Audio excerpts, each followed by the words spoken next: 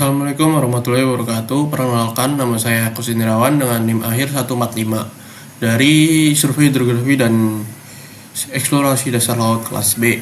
Di sini saya akan menjelaskan tentang pembuatan lajur perum, EcoSounder 585 Plus, dan metode pengolahan dan analisis batimetri. Dalam pembuatan lajur perum diperlukan perhitungan lajur perum. Di sini diketahui panjangnya adalah 4 km, lebar 33 km, dan skalanya adalah 1:30.000.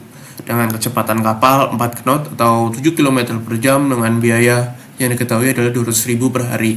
Di sini diperlukan perhitungan seperti banyak interval, panjang jalur, total panjang jalur, panjang interval, total panjang interval, panjang jalur wilayah studi, kebutuhan survei, dan lama survei serta biaya survei.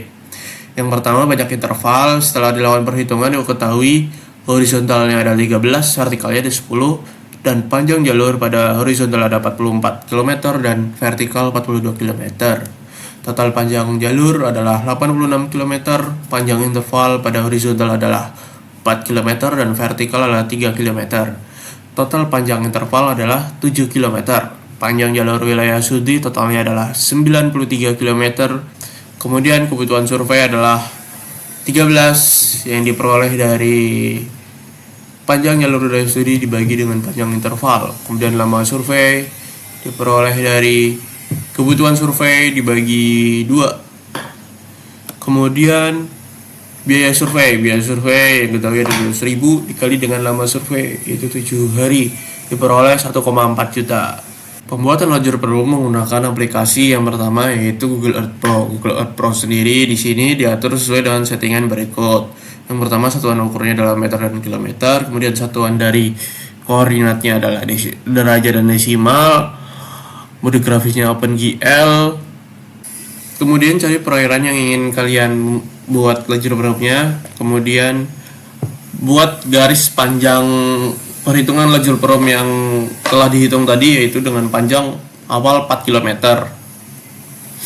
Kemudian buat pin-pin koordinat pada ujung-ujung garis sepanjang 4 km. Kemudian buat pin koordinat lagi di tengah-tengah garis. Simpan tiap-tiap koordinat pada Google Earth Pro pada catatan masing-masing. Kemudian setelah itu gunakan aplikasi software yang kedua yaitu MapSource.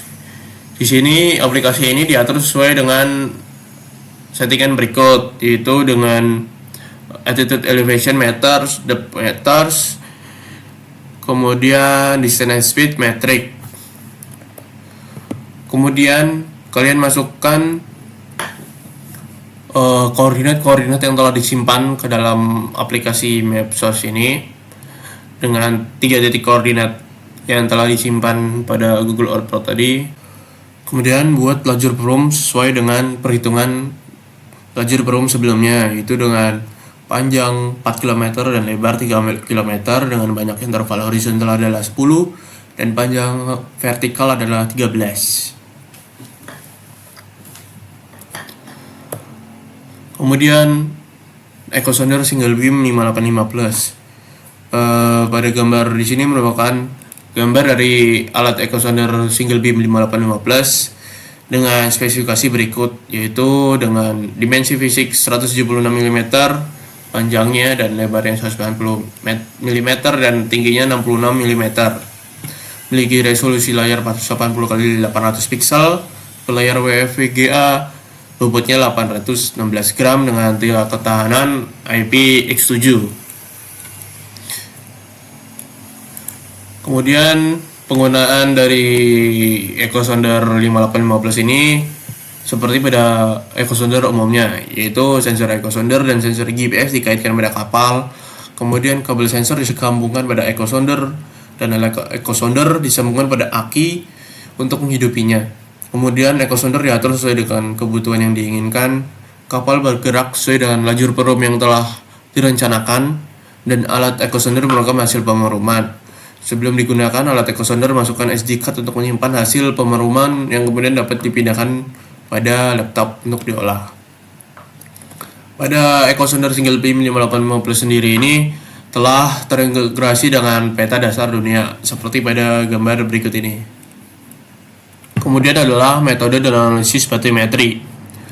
Pada pembuatan peta batimetri ini diperlukan beberapa langkah metode seperti pada saat setelah data pemerorangan diperoleh, dilakukan pengoreksian terhadap data pasang surut menggunakan aplikasi Excel. Kemudian hasil dari pengoreksian ini dimasukkan dalam aplikasi software kedua yaitu ArcGIS untuk dilakukan pengolahan. Pada ArcGIS sendiri diatur settingan koordinat menjadi BG84, kemudian buat boundary dari data hasil pemeruman yang telah dibuat sebelumnya. Kemudian masukkan data batimetri dan kontur pada hasil boundary. Setelah itu atur simbologi sesuai keinginan dan lakukan layouting sehingga diperoleh hasil pada kedua peta batimetri seperti ini. Pada hasil dari peta batimetri sebenarnya dihasilkan menjadi 3, yaitu peta batimetri LWL, MSL, dan HWL. Pada kegunaannya, peta batimetri LWL ini sangat berguna pada penggunaan konstruksi pelabuhan agar kapal tidak kandas. Kemudian peta batimetri HWL ini sangat berguna dalam proses pembangunan konstruksi bangunan pantai seperti pelindung pantai ataupun bangunan lainnya di sekitaran pantai agar tidak terendam oleh perairan pantai. Pada peta batimetri LWL ini diketahui beberapa informasi seperti kontur dari dasar perairan, kemudian kedalaman dari tiap-tiap kontur perairan itu sendiri. Pada peta batimetri LWL ini diketahui kedalaman terendah yaitu terdapat pada kedalaman 2,9 hingga 3,8 meter yang diwakili oleh warna merah. Kemudian kedalaman terdalam yaitu 9,8 meter hingga 10,6 meter yang diwakili oleh warna hijau. Peta batimetri ini didasarkan dengan pasang surut terendah yaitu lowest water level sehingga diperoleh peta batimetri LWL seperti ini. Kemudian peta batimetri AWL didasarkan oleh pasang surut tertinggi yaitu highest water level. Kemudian pada peta batimetri AWL ini diperoleh beberapa informasi seperti kontur dari dasar perairan, kemudian dari kedalaman perairan itu sendiri, yaitu kedalaman terendah terdapat pada 3,7 hingga 4,6 meter yang diwakili warna coklat tua. Kemudian kedalaman terdalam diwakili warna hijau tua dengan kedalaman 10,6 hingga 11,5 meter. Sekian dari saya, apabila ada kekurangan mohon dimaafkan. Wassalamualaikum warahmatullahi wabarakatuh.